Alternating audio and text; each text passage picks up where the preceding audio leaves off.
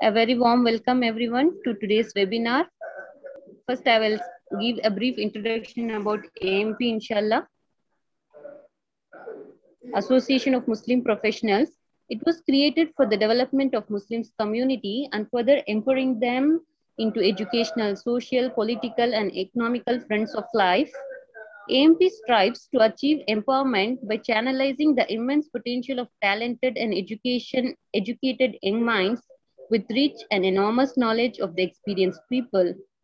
AMP works among students and youngsters of our community in guiding them towards better careers and help them find a respectable living. Alhamdulillah, AMP is registered in India, USA, UK, and Australia as a non-profit organization.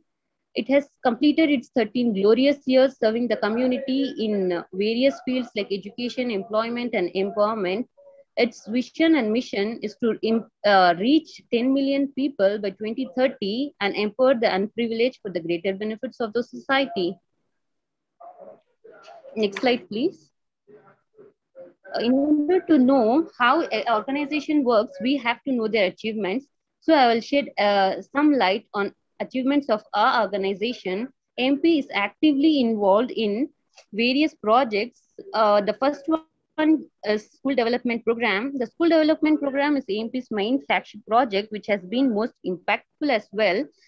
Through this project, AMP works on skill development and guides the student towards the career planning and self-development. And also it helps the teachers upgrading their knowledge, and also it conducts workshop for parents to keeping them updated on the latest developments in the teaching patterns. Till now, AMP has conducted 2,800 plus lectures for skill development, through which 800 schools have been connected and 281,000 students have been benefited. Additionally, it has conducted workshops and for teachers and parents that are a number of 110. And the next project is Employment Assistance Cell, through which AMP is actively involved in conducting job fairs and job drives. Till now, 360 plus drives and fairs have been conducted, through which 21,000 plus candidates have been benefited. Also, it conducts employability trainings, and it has benefited 17,000 plus students till now through these employability and skill trainings. The next project AMP has is scholarship and self-employment. AMP is actively involved in giving scholarships to meritorious students and also helps in orphan education. Till now, 800 plus higher education scholarships have been sent out, and also AMP has actively helped 860 plus orphans in their education. Additionally, 425 families have been transformed by offering self-employment assistance through AMP. There is another project, AMP Resource Center, in which 660 plus career counselors have been connected to AMP. They train students on regular basis. 2,500 students have been counseled, and the number is going on increasing, alhamdulillah. And 50 plus documents on career guidance are available on our website. Also, 1,500 plus career charts have been distributed to various colleges and schools. And next project is awards and partnership. AMP is actively involved in recognizing the talent and appreciating them for their selfless services. Recently, AMP conducted 5th National Award for Excellence in Education and has awarded 116 influential educators, alhamdulillah. And also, previous week, AMP has also conducted awards for various organizations, NGOs, and has also connected with 300 plus new organizations, alhamdulillah. And next slide, please. AMP has also, in lockdown, AMP has started new digital initiatives to help everyone. The initiatives are indiazakat.com, indiamentors.com, and empowerjobs.com. Indiazakat.com is AMP's India's first zakat crowdfunding platform, through which many people have been benefited. The motto of this is to transform the zakat seekers to zakat givers on one unified platform. Alhamdulillah, in less than a year, AMP has, it has donated more than 5 crore rupees through more than 10,000 donations. And next is indiamentors.com, which strives for development of the students and professionals in the community. It also envisions for fully educated and empowered students community where no one is left out. And next is amperjobs.com, which is a job portal free for job seekers with comprehensive offerings including skill training and employability training programs. And next is our reach. Our on-ground presence is currently 140 plus active chapters, which are spread across 26 states with 16 countries, which has connected 6,000 plus active members. And our online presence is 1,25,000 people are connected. Various members and professionals are connected to us on various social media handles: Instagram, Facebook, Google, WhatsApp, and LinkedIn. Finally, we invite you to join us and make this mission and vision a great success. To join AMP, visit www.ampindia.org/join AMP. Thank you very much. I end my speech here. Next, I would like to invite Risha to introduce our speaker to all the participants and guests. Over to you, Risha. Thank you, Nahida. So today we have with us Mr. Shahid Rahman Talukdar as our esteemed speaker. He is currently a Ph.D. candidate in Center for Public Administration and Policy, CPAP, Virginia Tech, USA.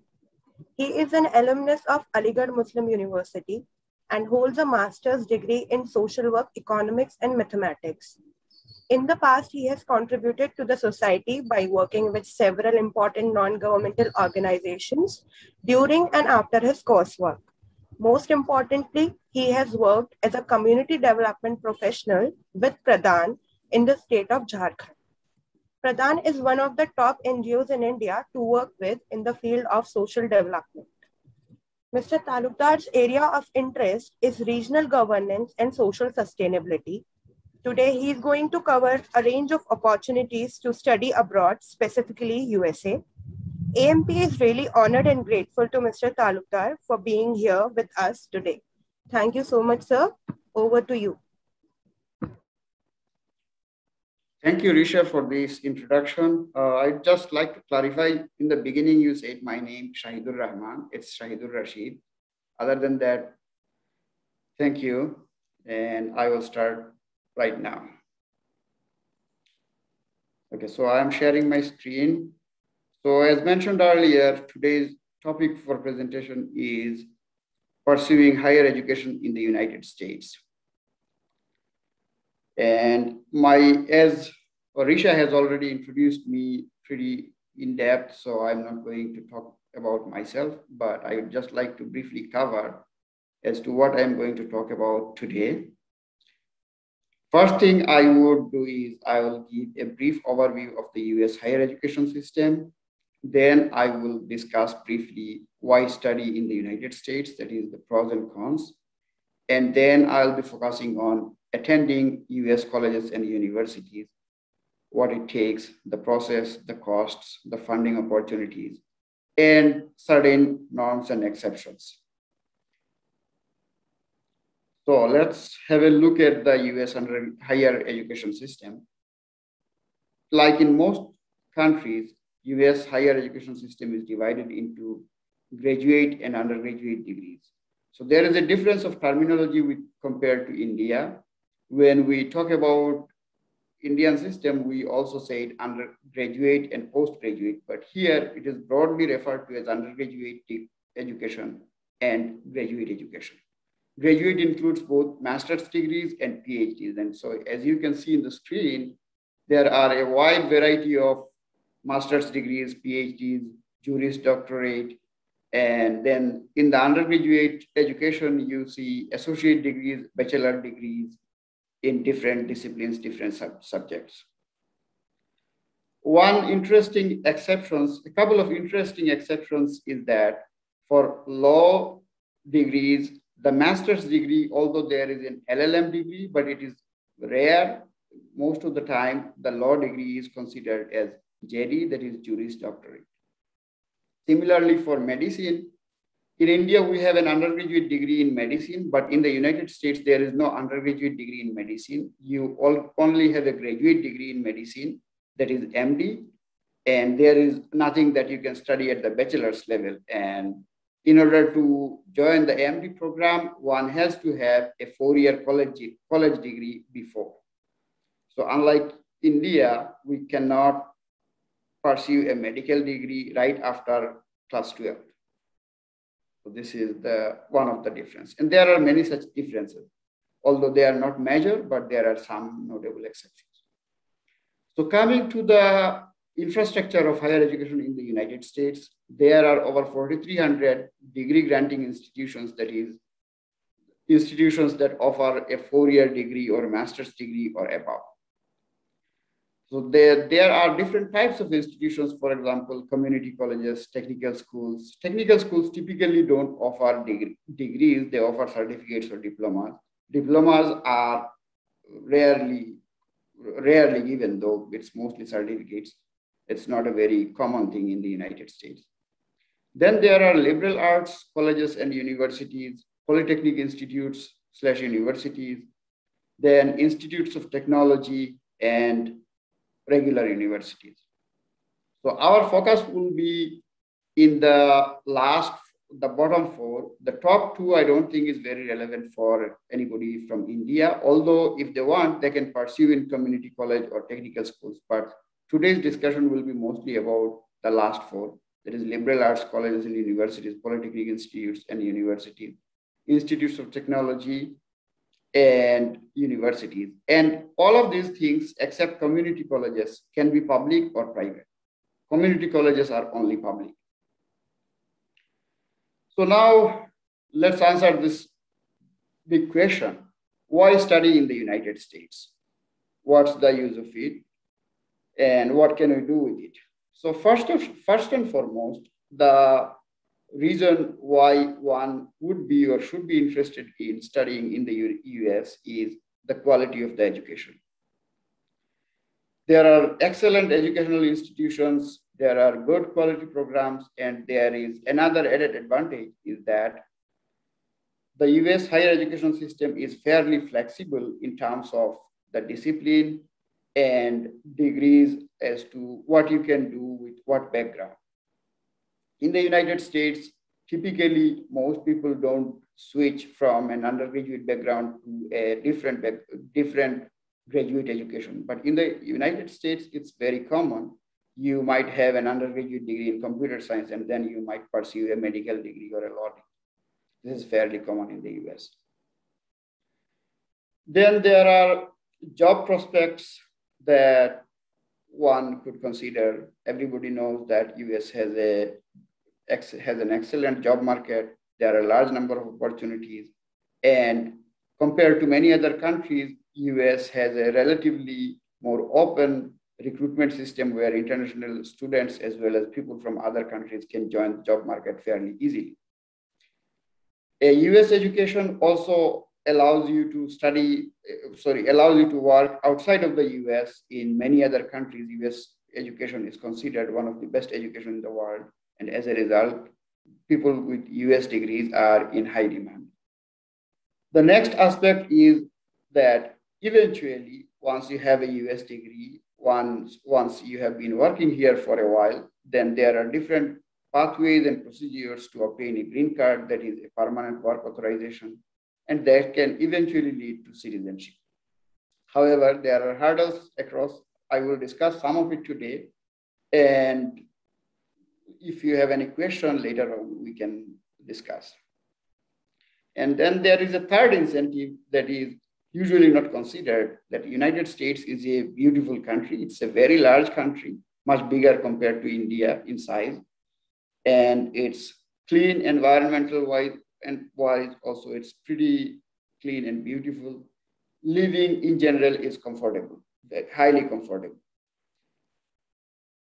So these points I'm going to discuss in details in terms of quality of education and flexibility of the programs.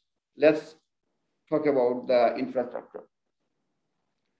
First of all, as I have already mentioned, there are over 4,000 colleges and universities. If we compare that with India, India has, according to the recent count, over 53,000 such colleges and universities. So India has more colleges and universities, but when it comes to quality, let's look at the contrast. So according to QS World University Rankings, if you look at the top 200 universities, 45 of them are from the United States and only 3 from India. The next is the Times Higher Education World University Rankings. In that ranking, US has 60 universities in the top 200, whereas none from India. If we look at the achievements of the American education system, America boasts 390 Nobel laureates out of a total number of 816 Nobel Prizes awarded so far from the beginning. And we have only 11 from Indian origin. That too, most of these people from India, they have already studied or worked abroad. So it's very difficult to give credit to solely Indian institutions in that regard. So what we see is that United States education it has good infrastructure and it produces good results. And of course, when it comes to job markets, we know that there are all these large companies such as Google, Facebook, Microsoft. These are all products of the US industry, US infrastructure united. Most of the people who have initiated these companies, they are actually from the US.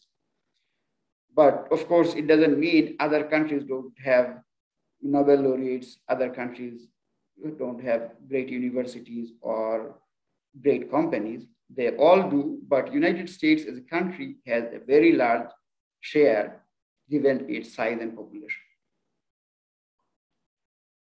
Then another advantage of the US higher education system is that this is very flexible. One can pursue many degrees, as many degrees as they want in different disciplines, and often you can combine their disciplines together. For example, I had a master's degree in social work, and then I joined a master's degree in mathematics. And even within mathematics, I was able to integrate finance and economics with it. And the US education system allows it. And the third advantage is that compared to some other countries, for example, Germany or Russia, United States, the primary language is English.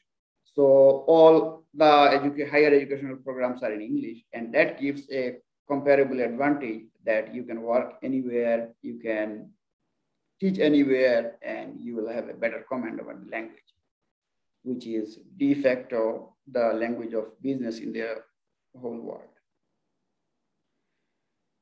Looking at job prospects, we all know that access to job opportunities is one of the reasons people are interested in higher education abroad.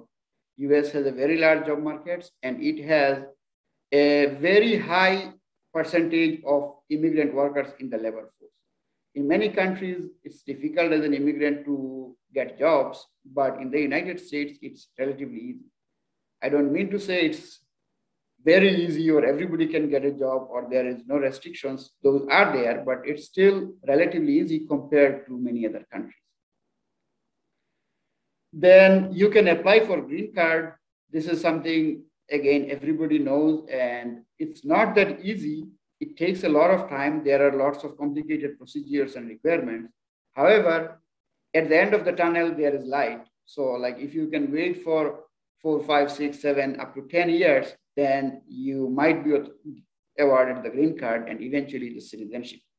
For green card, although there are many different ways, so some people just apply as a regular professional from IT or engineering or from any other background.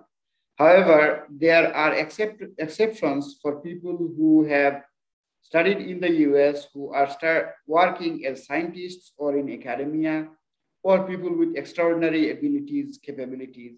There are exceptions, and there are much shorter routes to getting green card and eventually citizenship. And as I mentioned earlier, a US degree will enable you to seek jobs pretty much everywhere in the world because of the quality of the education, because of the language, and because of the recognition that US has. However, there are some cons as well. Some cons means there are certain disadvantages. For example, there is a mismatch when you compare to Indian education system. We have 3-year degrees and 4-year degrees. And typically in most US universities, a 3-year degree would not be considered a full undergraduate degree.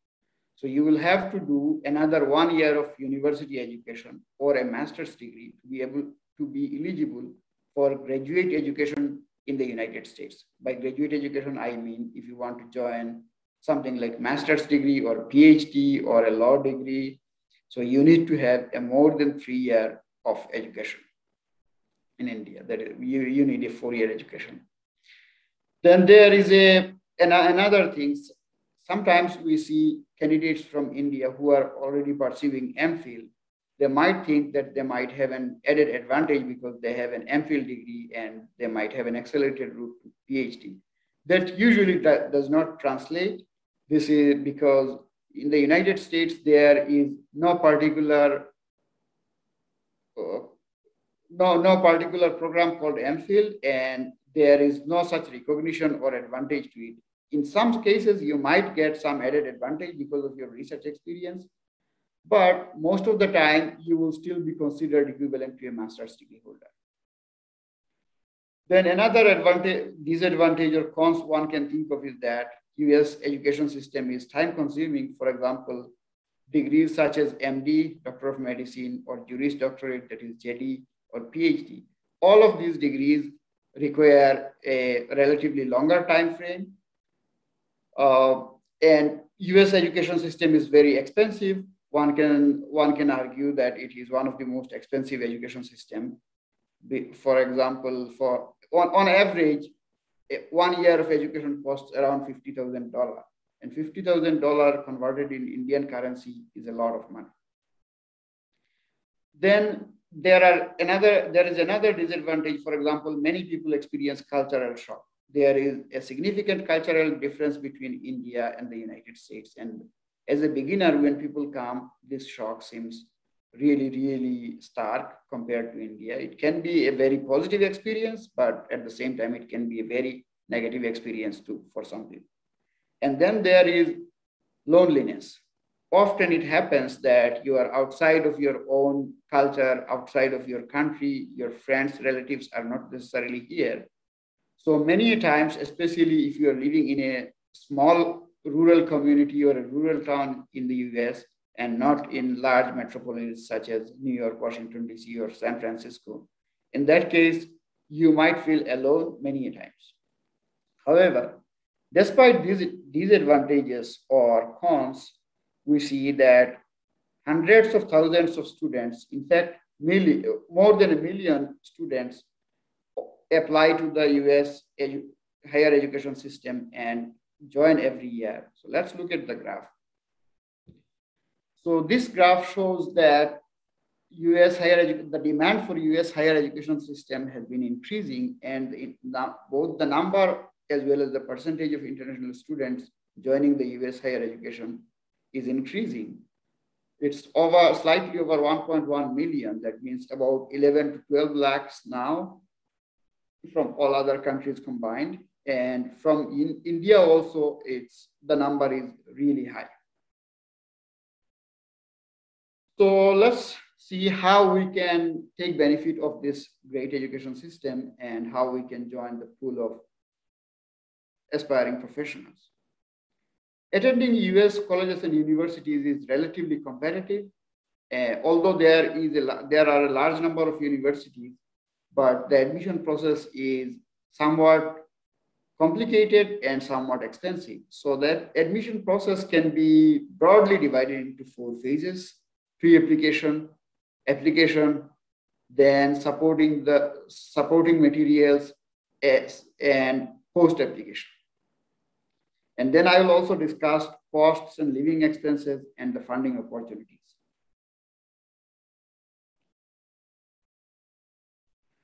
So what are the tests one need to take? There are different tests. For example, the first one, TOEFL, Test of English as Foreign Language, or IELTS, International English Language Testing Service. So these tests are pretty expensive if you go by Indian standard, because it costs around $200 to $300. And these are at either TOEFL or IELTS is required for pretty much any US degree at the undergraduate or even probably at high school level. I'm not sure about that, but undergraduate and graduate level, unless you have a degree from another country where the primary medium of instruction is English, for example, Canada or England, you will need to take TOEFL. Then there is GRE, that is Graduate Records Examination. GRE has a general test as well as different subjects have specific subject tests.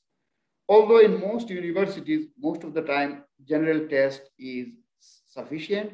However, in order to be competitive, one can present the subject test scores as well. Then there is GMAT. GMAT is for management only. Only MBA and sometimes PhD aspirant for the management discipline or different subjects can also opt for GMAT. SAT, that is Scholastic Aptitude Test. This is for undergraduate. That is, if you want to do BA, BS, or any other undergraduate degree, and the cost is relatively less compared to TOEFL or GRE. And then there is LSAT. LSAT is for law degrees only. Like GMAT is for management, LSAT is for law. So these are some general tests that most of the time you will need. However, it's not necessary. We will discuss about that later. Now coming to the application procedures. So first of all, one has to apply. The application is there. Nowadays, most or almost all of the universities have online applications. You don't have to file a paper application. So you submit the paper online application, then you have to send academic transcripts. So transcripts is something we often refer to in India as mark sheets. However, mark sheet is different from a transcript in the sense that a transcript is a complete record of all of your courses you have taken, grades you have earned. So this is a complete record of all of your transcripts. There are some other issues with transcripts. First is that if your mark sheets are in a different language other than English, then it has to be translated in English. Second, it might need an evaluation by the World Education Service or a third-party agency like that, because United States computes grade points between 0 to 4. And our transcripts or Indian mark sheets are sometimes on percentage basis. Sometimes although they have a grade point average system, but still it's different from the US system. So sometimes it needs evaluation. However, many universities accept the Indian mark sheet readily, and you don't have to send a standardized evaluation of it. For example, I have applied to many universities, secured admission many times, and I have never needed to evaluate my mark sheet or transcript by the WES or any such agency. So it's fairly common that you will be able to send your mark sheets. Then another element of the application process is recommendations or references. So usually what it involves is that you'll have to take 1 or 2 recommendations from your teachers or professors in India, and 1 or 2 from your colleagues if you are working or if you are applying for MBA or something of that sort, something that requires industry exposure or experience. References can sometimes be written by even your friends. So it doesn't have to be one or the other. However, most universities will require 2 to 3 recommendations. It is preferable that you have at least 1 recommendation from an academia. And if you are applying for MBA, then you are likely to need references from the industry. Then the next element of the application is statement of purpose. One has to state clearly with sufficient evidence as to what course do you want to pursue, why do you want to pursue it, and that you will be able to pursue that program.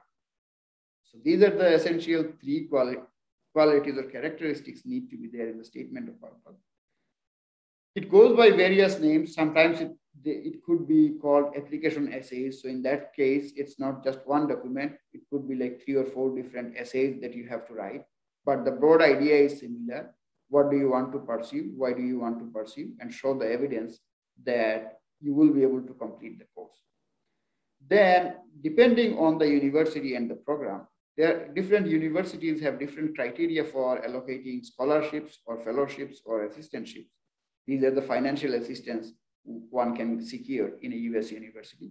We will talk about these things later in more details.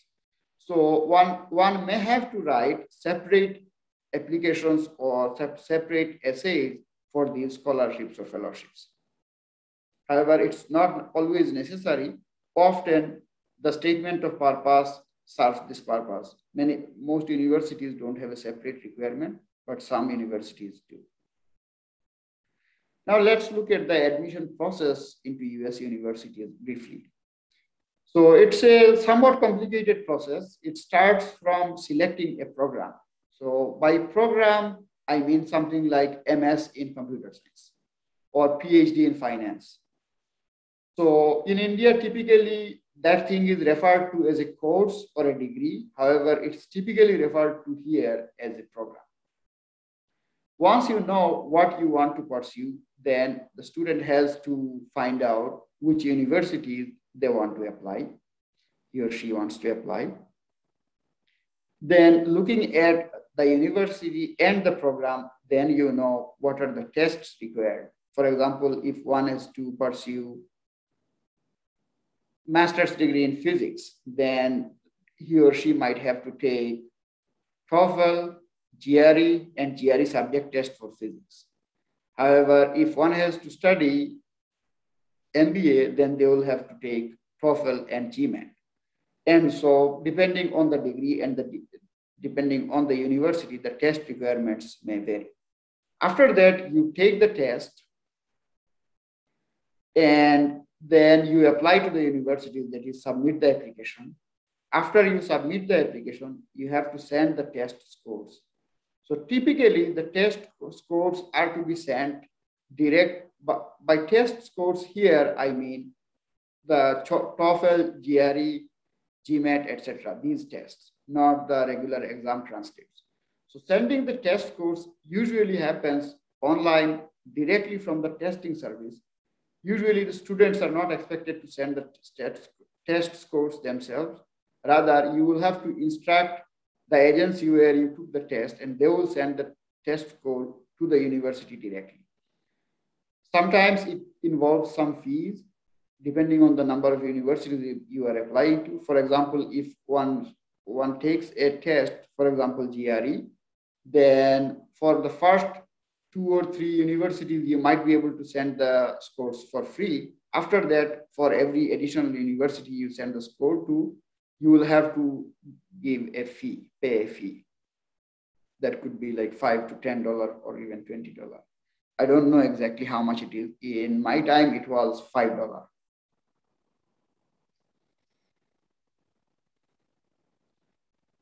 Then sometimes applying for funding or scholarship, assistantships, fellowships, whatever name you want to call it, sometimes it happens along with the application itself, application for the program. But in some universities, you have to apply for the funding separately. Once you have submitted the application and applied for the funding, then assuming that you have received admission with for some financial assistance, then you can evaluate your alternatives, which one seems to be most suitable for you in terms of the cost, in terms of the benefit it gives, and in terms of the place you will be living. Many people give priority to living in big metropolitan cities. Many people would like to live in small college towns. Depending on where you live, the cost of living could be significant. So this is an important factor that needs to be taken into account. And then finally, one gets to accept an offer. So once the offer is accepted, let's look at how much it's going to cost. The cost of education varies significantly from universities to universities, from programs to programs, and from place to place.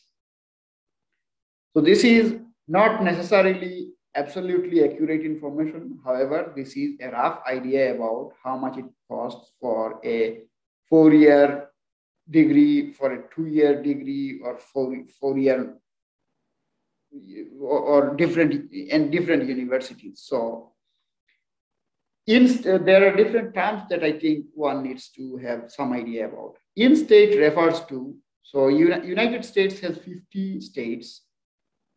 The state I live in, that is Virginia, is one of the states. So for example, if I am a resident of the state of Virginia, then if I attend any university within the state, I will be considered in-state. If I apply to another university, for example, in Texas, then I will be considered out of state. So the tuition fees vary significantly depending on in-state and out of state. And they also vary whether the university you are applying to is a private university, a public university, or what different types of university. If it is a for-profit college or a non-profit college, then all the costs differ. Then, in addition to the cost of education itself, like you have general fees and then tuition fee. After that, you will have to add a significant amount of fees, not fees, actually cost for living expenses. And so in the last column, you can see that 4-year in-state cost could cost around $25,000, $26,000. Similarly, a 4-year out-of-state degree can cost you $43,000 per year. These costs are for 1 year. And so depending on how many years you need and how many years the program needs, the cost could vary, but it easily goes to $40,000, $50,000 a year. This is a very significant expenditure if one comes from India and with not much financial support. So as a result, let's explore what are the different funding opportunities or financial assistance opportunities. One is self-funding. If you have enough money, sufficient funds, you can fund yourself. There is no other problem. Second is one can take a loan from a bank or other financial institutions, whichever is providing that sort of loan. Third, one can pursue scholarships. So scholarships is something that is not very common in the United States as a major source of funding. Scholarship is common, but it is usually a small source of funding. For example, it could be like $500, it could be like $1,000, could be up to $5,000 or more. However, it's relatively rare to get large scholarships. Similarly, there are fellowships. There are quite a few fellowships, but fellowships tend to be much more competitive, and often they are again partial, like small amounts, could be $100, could be up to $1,000 or even $5,000. But scholarships and fellowships will not often cover your entire education and living expenses. The only thing that can cover entire education and living expenses is the assistantships. So let's explore the assistantships in a bit more detail. So assistantship means it could be a research assistantship or a teaching assistantship. What it means is that a student, along with pursuing his or her degree, will have to work for the university 10 to 20 hours 1 week. If it is 10 hours, it is called partial assistantship. If it is 20 hours, it is called full assistantship. So in full financial assistantship, one can work 20 hours, but it's within the university and mostly academic related. So the work could be either research or teaching. When it comes to research, it could be the candidate's own research. For example, a PhD student may be able to get research assistantship on the work that he or she is going to pursue for his or her dissertation. However, it could be other research as well. For example, in my case, most of the time I have been able to get research assistantship, but it's for other research that is not necessarily related to my own research. Then there is a possibility that a department might offer you a teaching assistantship. Teaching assistantship also may involve teaching your own class or assisting other professors in grading, conducting exams, quizzes, or preparing for other classes. However, good thing about this research and teaching assistantship is that most of the time they are pretty substantial, and the value of a teaching assistantship or research assistantship can range between 10 to 40,000, $50,000. Actually, if you take into account the tuition fee and health insurance and the other advantages that the assistantship offers, it often exceeds $50,000 in value. So as I mentioned, it covers your tuition fee. Often, but not always, an assistantship will cover health insurance. It could be partially or fully. For example, in my case, it covers tuition fee, health insurance fully. And in most cases, this is what will happen. And in addition to the academic costs, an assistantship typically offers an annual stipend, depending on the university, depending on the city you are living, and depending on the program you are in. The stipend may vary between 10 to 40,000 US dollars. Usually the case is that smaller universities have less money, so they offer smaller assistantship. Bigger universities have more money, and as a result, they are able to offer higher amount of assistantship. However, it's not always the case. In some cases, there are large universities in a large metropolitan city, and still the assistantship is low. And in some other cases, there are relatively smaller universities in small towns, and the assistantships are relatively high. So it depends, it varies from university to university and program to program. One has to do some more research into it. So far, whatever I discussed are mostly the norms. So these are the general expectations. One can expect to experience the process that I described and incur the cost that I mentioned. And one can expect to get assistantship just like I mentioned, or require the tests that I described earlier. However, there are exceptions. For example, many programs don't require GRE, subject test, or general test. It's not common, but there are many universities and many programs that won't require GRE, subject test, or general test. Similarly, many business programs or MBA programs accept GRE. Some will not even require neither GRE nor GMAT, but most universities do require GRE or GMAT. However, if you are lucky, you may be able to find a university that doesn't. Then, in addition to the elements that I mentioned earlier, such as statement of purpose, letters of recommendation, test scores, and your own academic transcripts, sometimes prior research experience, work experience, service experience, or your participation in sports may strengthen your application. So as I mentioned earlier that many universities don't require GRE. Because of COVID, in the year 2020, at least 65 universities did not require GRE for admission. Still, they required TOEFL, and if there were other tests required, those were in place, but GRE was waived because of COVID. So this is an overview of the higher education system. Now, thank you so much for listening. And now I would like to see if there is any question or concerns that I can clarify. I'll try. Thank you so much, sir. Thank you for the insightful session. We have learned a lot from your talk, Alhamdulillah. Thank you for your time and effort. I'm pretty sure the participants must have been empowered with required knowledge about various educational degrees offered, scholarships, funding in USA. Next, we would move on to question and answer sessions. I'll read out for you. The first question is from Dr. Muhammad Rashid. He asks, which US universities providing masters in environmental science with reasonable tuition fees and better living atmosphere for girl students? And he also adds, when and how the graduation starts, please elaborate. Okay, so the answer to the first question is pretty generic. Actually, most US universities will have a master's degree in environmental science.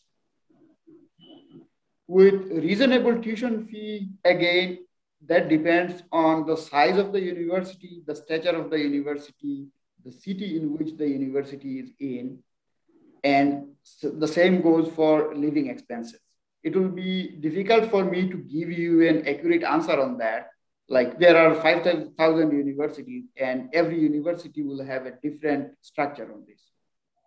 As far as living atmosphere for girl students is concerned, in general, in the United States, it's pretty safe for everybody. And in general, once again, there is no such issue based on whether you are a girl or a boy, but it depends on the overall safety level of the place itself. So some cities are comparatively more safe, some cities are comparatively less safe.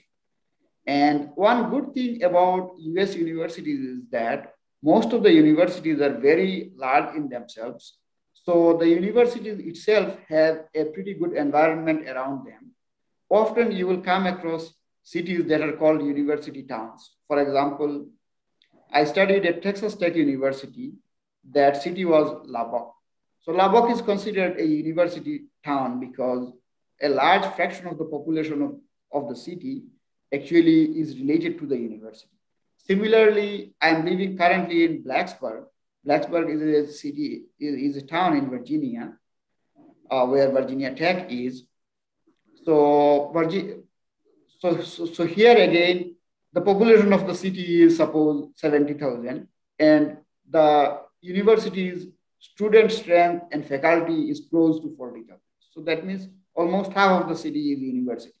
So in those cases where the city is pretty much dominated by the university, it's pretty safe usually for everybody and for girls as well.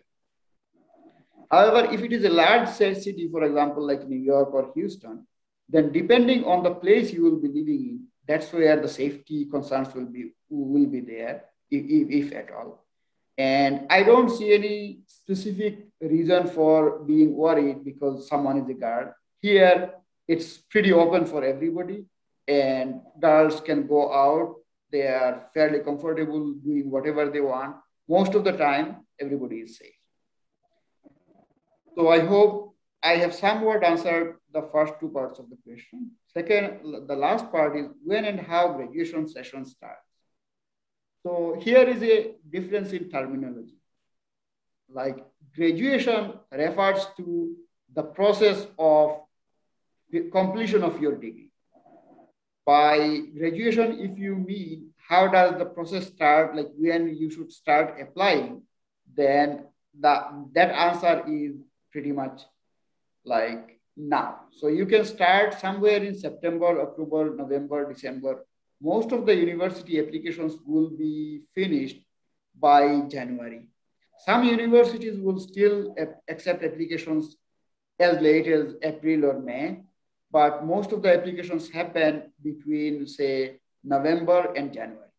So if you want to pursue a US degree for next fall, fall means the semester that starts in late August or early September.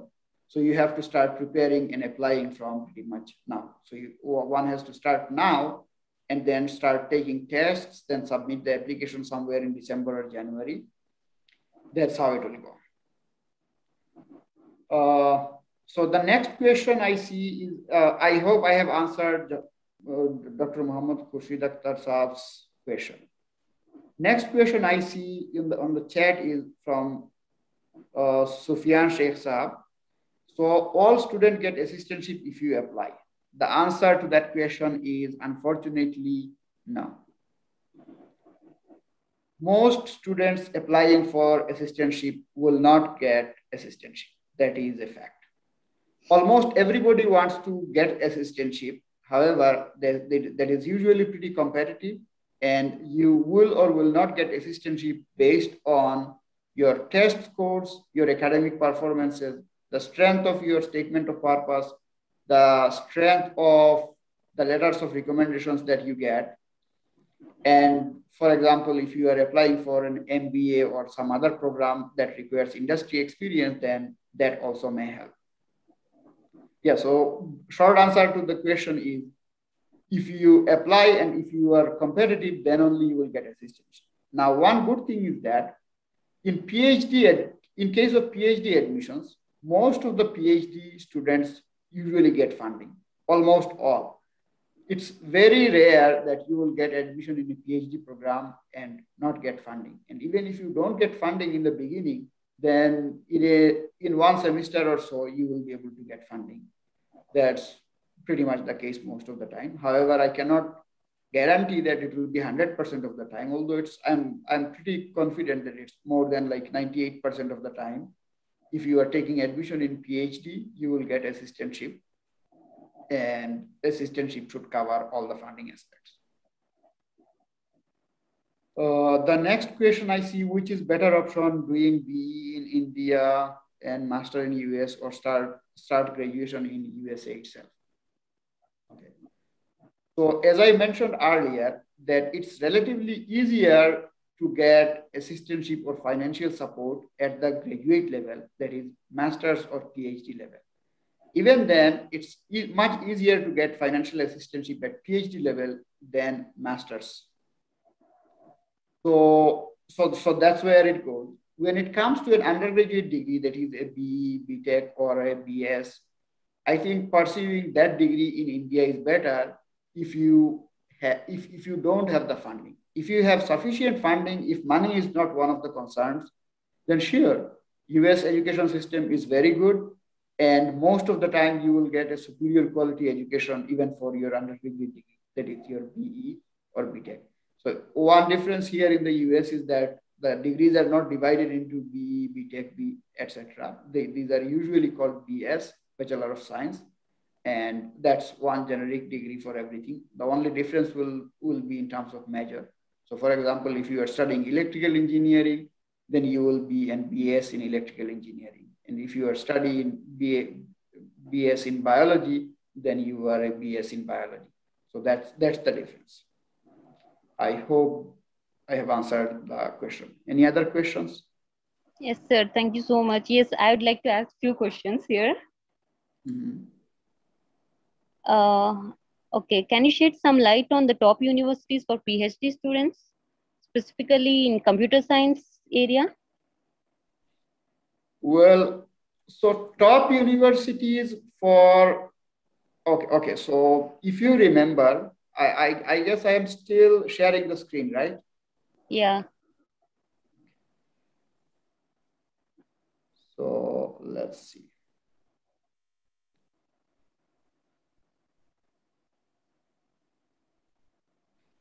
So it depends on the individual as to how or what universities one considers a top university. Now, there are usually two aspects. People look at what is the successful job rate, or what is the starting salary of the graduates from a university, or the people who are interested in research, they go by how good a university in terms of research. So now these rankings that I have mentioned, QS World University Ranking, Times Higher Education University Ranking, or there is another ranking called US News and World Ranking. And then there are other rankings depending on the discipline. For example, architecture has a different ranking system called Design Intelligence Ranking. So in order to consider a university is top or not, people usually go by those rankings. If a university ranks top on those rankings, it is considered a top university. If it is on the bottom, then it is considered a low-ranking university, right? So given everything, we know that there are universities that are usually considered top. For example, Georgia Tech, MIT, Caltech, University of California at Berkeley. These are considered top universities for most subjects. And these are extremely competitive. It will be really hard to get admission and assistantship in those colleges. However, if you are competitive, if you think you deserve it, then you should apply. There is absolutely no reason to get discouraged. Thank you so much, sir. We have another question. Sure. from Sufyan Sheikh. Yeah. He's asking if one's father is working on H1 till which standard education is free. Is there any other advantage for H1 holders, kids in terms of fees, etc.? Well, so this is a very interesting question. Let me see how I can answer.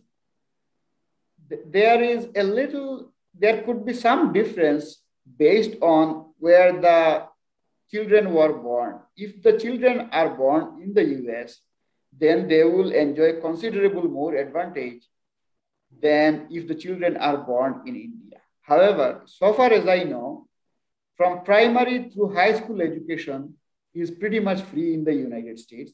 In most cities and localities, they will have one or two or three public high schools or public elementary schools or public primary schools. And in those, usually attendance is free. It just depends on where you live. Like if you live to a place, then the closest school is yours and it doesn't cost anything. However, there are private schools, just like private colleges and universities, and private schools could be pretty expensive, could cost upwards of like $2,000-$3,000 a month. But if you go for public education, it is usually free up to high school. High school means class 12 here.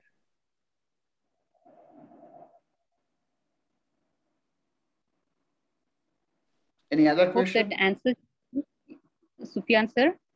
Yes, sir. Finally, one of our panelists wants to ask a question from you. Risha, you can go ahead.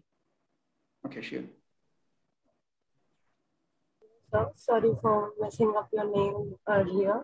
I'm really sorry for that. So my question is, if you are a PhD candidate in Center for Public Administration and Policy that is based in USA, so you study, like I see a lot of people studying abroad related to the public policy in a different environment as that of India, like a foreign environment.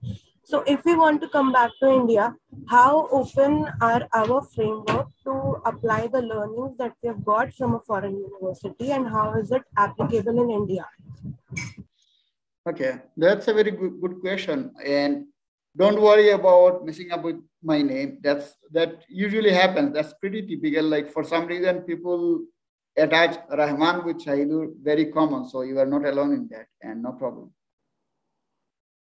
Okay, second good question is that, yes, for example, if you are studying science, engineering, medical science, these subjects are fairly universal, right? There is no need to contextualize, there is no dependence on the country or the society where you are working.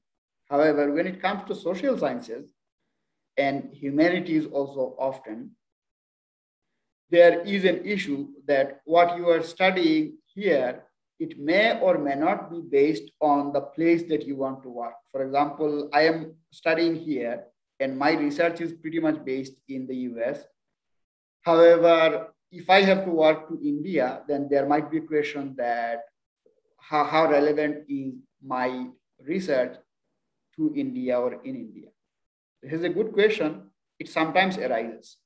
So it has two answers. One is that even in the US, one may choose a topic that is of particular interest. For example, one might study something totally specific to India. So one of my friends at Virginia Tech, she's from India. She studied sociology at Virginia Tech, and her PhD topic was tribal communities in Jharkhand, like Mundari and Sadri, these communities. That was her focus. So even though she studied in the US, but her focus was completely in India. In that case, there is no difference from anyone studying in India and she studying here. Another friend of mine, he studied actually not in the US, he studied abroad in the UK. He did his PhD from University of Oxford. But his PhD topic was Gujarat pogrom, like the adjustment of the people who had to be evacuated and how they were able to relocate, etc. or not. So I just gave you three examples. Mine is I'm from India, studying in the US, and I have chosen a topic that is relevant to the US. And two other friends of mine from India, they studied different topics, but however, their topics are completely India-based. Now, if your topic is India-based, it's good. If it is not, it's still okay, because what happens is the theoretical knowledge of public administration or sociology, that seems to be pretty universal most of the cases. For example, how a policy is made, how public policy is made, how policy changes, what are the factors that affect public policy. These are mostly very similar in every society, although there could be some differences.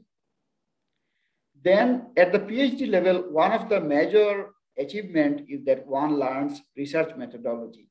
So if you are a quantitative researcher, then you learn how to do time series analysis. You learn how to do panel data analysis or other data analysis approach, or you learn how to conduct a survey. For example, I conducted a survey for my PhD, so I know how to conduct a survey, right? So wherever I go, even if I go to India or another country, I still know how to conduct a survey. I still know those quantitative techniques. Similarly, if you are a qualitative researcher, then you conduct things like narrative analysis or open coding, or you conduct an interview, or you do a case study. So these techniques are still similar, right? Wherever you study, whatever the topic you study, these techniques are still similar. If you have a good understanding of the technique, if you are good at the process itself, you will be able to replicate the process anywhere in the world. So that's the advantage. Now, of course, if you want to work on a specific topic in India later on, then you might want to take that as your PhD topic, or you might want to start working on. For example, although my primary focus is governance and sustainability here, however, I have done some studies related to Panchayati Raj institutions in India. I have done some studies related to social innovation in India. So these are the things that you can keep, that can keep your options open. It can broaden your intellectual horizon, as well as if you want to work later on in India, it can help you. So that's how I see it. Any other question? Yes, sir. We have one last question. Again, Sufyan sir says that I heard that after 10th, F1 visa student needs to pay double fees compared to US citizen. Could you please clarify the question again? Okay, he asks, after 10th, F1 visa student needs to pay double fees when compared to US citizen. Okay, yeah. So this topic I addressed earlier. Okay, let's visit the cost structure. Okay, can you see the slide?